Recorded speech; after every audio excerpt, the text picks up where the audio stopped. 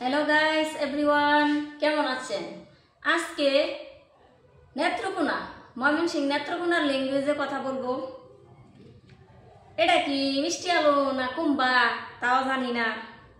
আসলে আমি চেষ্টা করলো বলতে পারি না নেত্রকোনার ভাষা।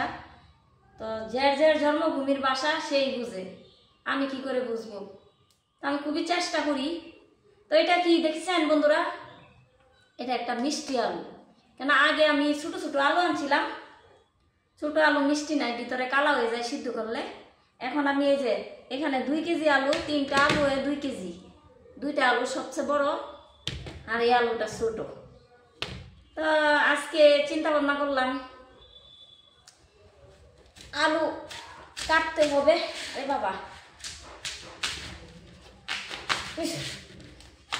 আলুর শক্তি বেশি, আমার শক্তি নাই। আলুটা মিষ্টি হইব কিনা একটু দেখি।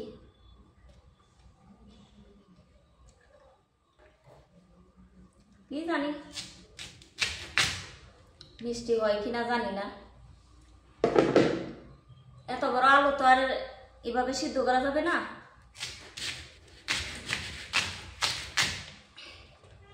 কেটে নিতে হবে, তাই কেটে নিলাম।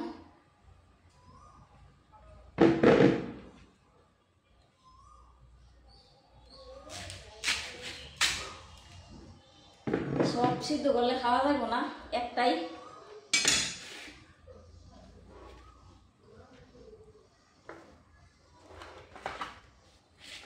তো মিষ্টি আলু আসলে ভিটামিন,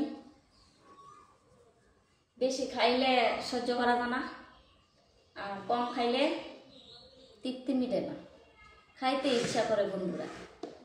তো এর উপকরণ কি আমি জানি না, আমি ডক্টর হই নাই, যাই মোটামুটি একটু লেখাপড়া করেছি, মোটামুটি জানি। মাটির নিচে জিনিসগুলা খুবই ভিটামিন, প্রচুর ভিটামিন ক্যালোরি থাকে। তাই সবাই একটু মিষ্টি আলু খাওয়ার চেষ্টা করবেন।